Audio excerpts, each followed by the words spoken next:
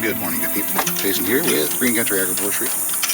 It's a Sunday morning. If you'll have a look across the street, there are people gathering at the church next door. So we're going to go around back. Just going to take a quick walk through the garden. Butterweed. I might let it bloom. Could use some more yellow flowers. Look at this. Oh my goodness, we got grasshoppers. They aren't even afraid. Sheesh. Oh. So this is a garden. Pardon me. This is a garden right here. This is what mankind is supposed to be doing with their time. Not going out and getting involved in wars and building cities and whatnot. Center of a garden, of course, are trees, particularly large trees, canopy trees, trees that produce something useful, like this pecan here.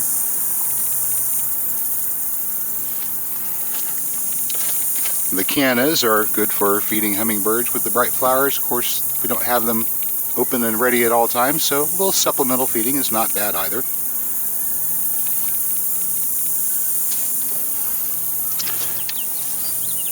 For us humans, they produce starchy rhizomes. Good source of calories, particularly in the winter. In zones like 7A, it's best to lift most of them and put them on peat moss, moistened peat moss, come fall. Yeah. And then, eat what you like, plant the rest. Ooh, there's a little baby pecan tree right there. We're going to have to mark that one for relocation. Look at this guy. See? Cutesy. And a red bud. Yeah, most of our nursery stock starts out as seedlings in the ground, and then we nurture them from there.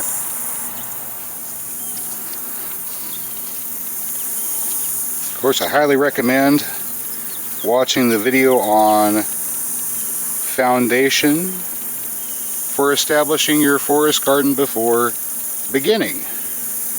There's a fellow with a really popular channel, lots of subscribers, lots of viewers. Did a project where he started his own little forest last year, and I told him that he should probably take a minute and establish a foundation first so his trees wouldn't die. But you know, knowing better than to listen to a little tiny YouTuber like me, he just went ahead and dug holes in the field and put trees in holes in the field, and most of his trees died. And this is what's called a learning experience. Oh. So, foundation, starting a forest garden is highly recommended.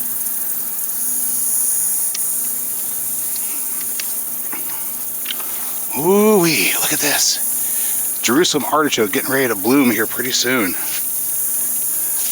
They're already leaning over. Sorry, guy. Yeah, I didn't see the frogs whenever I walked up. There's one. See him? Floating on top of that duckweed. I just disturbed him with my pot of cuttings here. We gotta get them moistened up. Gotta get them moistened up. This is, no rooting hormone, just taking a cutting, jamming it into the soil. We got maybe 5 that looks like they're taking, and then probably the rest aren't.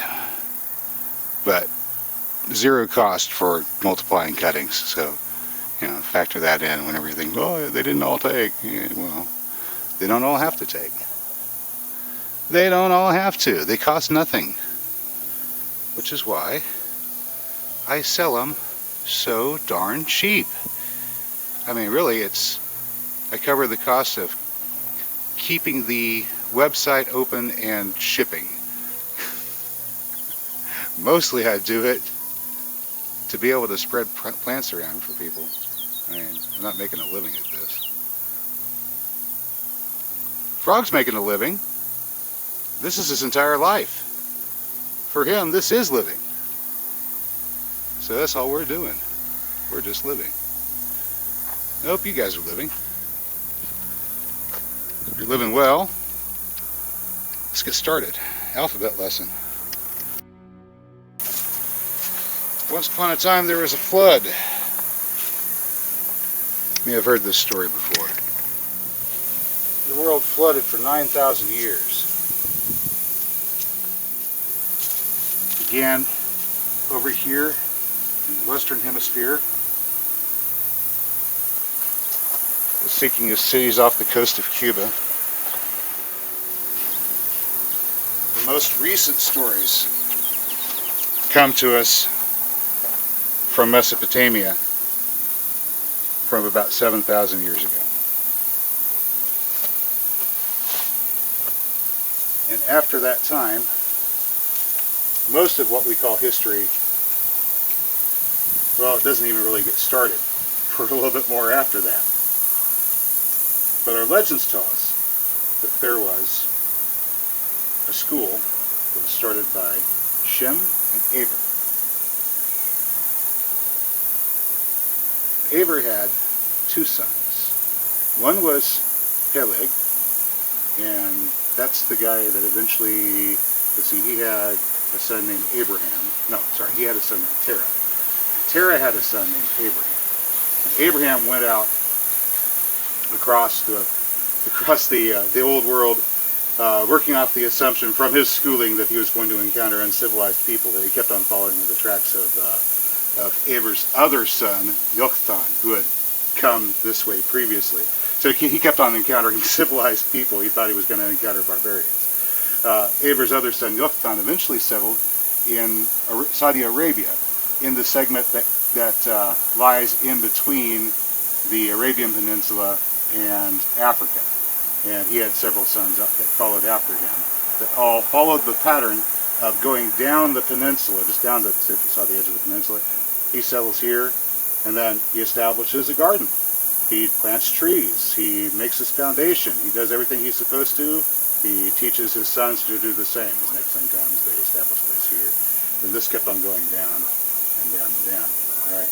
But anyway, Aver wound up in the Alps, and sometime in the late 1700s, I guess, the last of the people that were related to him, or if there's more, we don't know, I don't know.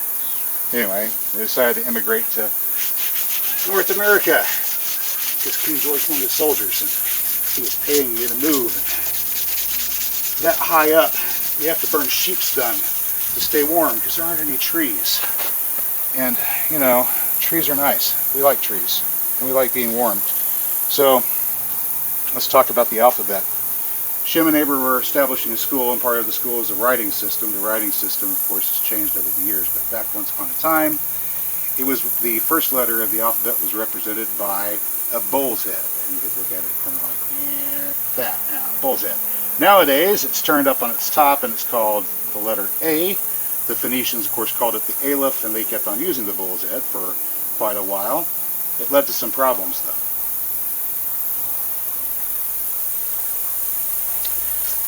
Principally because in the writing system, pardon me, principally because in the writing system,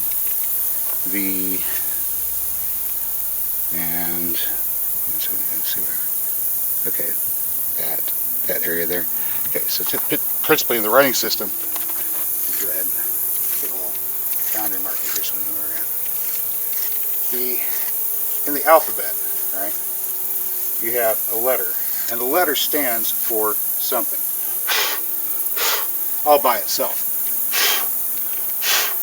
In the case of the Aleph, the letter stands for master, teacher, but also in a deeper understanding, the separation of what is from what is not, the source of all true knowledge. Now, you could show the bull's head, or I guess it would be like that, the bull's head, right? For that, with the expression, you know, mess with the bull, get the horns. Ignorance of the Lord is the birthplace of all knowledge, or fear of the Lord is the birthplace of all knowledge. Because if you're ignorant, then you will mess with the bull and get the horns, right? That's all well and good until people started trying to make physical representations of the Lord that is God, and they made it as a bull, and that's an incorrect representation. It's false from the beginning, and it leads to further errors. So in order to prevent that from happening, in the future, the Aleph was redesigned. And in order to redesign it, we had to come up with a new character. Well, there is a character already existing. It's called the Yud. The Yud is a hand, and it would look like this if you were drawing it with ink. Just chisel this out. There's a hand. There's the Yud. This little character, and you could have two of them, and you could have them drawn with the little ink start right up here if you wanted to. If you're drawing an ink, you could draw it like that. There's a Yud and there's a Yud. There's two Yuds together. Two Yuds together. You have a left hand and a right hand. There we go. Two hands.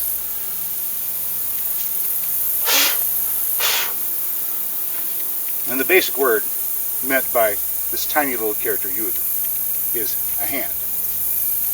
As in, we can all use a hand. Sometimes it's a hand from down below, the hand of a brother, the hand of a friend, the hand of a neighbor. That is what we need to help us out. Sometimes it's a hand from above, the hand of divine providence, the hand of God Almighty. Sometimes that's the hand. All right? A hand, a hand. A hand is also attached to the body. The body is also called a yid if you're Jewish. So they use this also to mean a person. And then if you have two persons who are together, right, then God is between them. So if you see two yuds together, at least in Jewish writing, two yuds together also means God is here, because God is between them.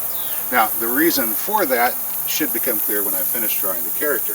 So, whenever we have a better understanding of what Aleph or Aleph is, you could pronounce it with eh or ah for the sounds, and they use little dots in the modern era called nikud to tell you which pronunciation. But that's not the way it was once upon a time. Once upon a time, it was a lot more instinctive and interpretive, because you're supposed to be building your words off of the foundational meanings of the characters. All right, so what we know about Aleph is it is the dividing line between what is and what is not. So here we go. We're going to have a dividing line here. Now, some people will say that this character is itself called a Vav. A Vav is a hook, a connection to higher dimension or reality, quite often, or a greater understanding. But a hook is usually the simple meaning, and it's not drawn like this with the bit there. It could be drawn with a bit on both ends, because this is we're making an Aleph here, not a Vav. So we'll just go ahead and put a dot on both sides, so we won't confuse ourselves any.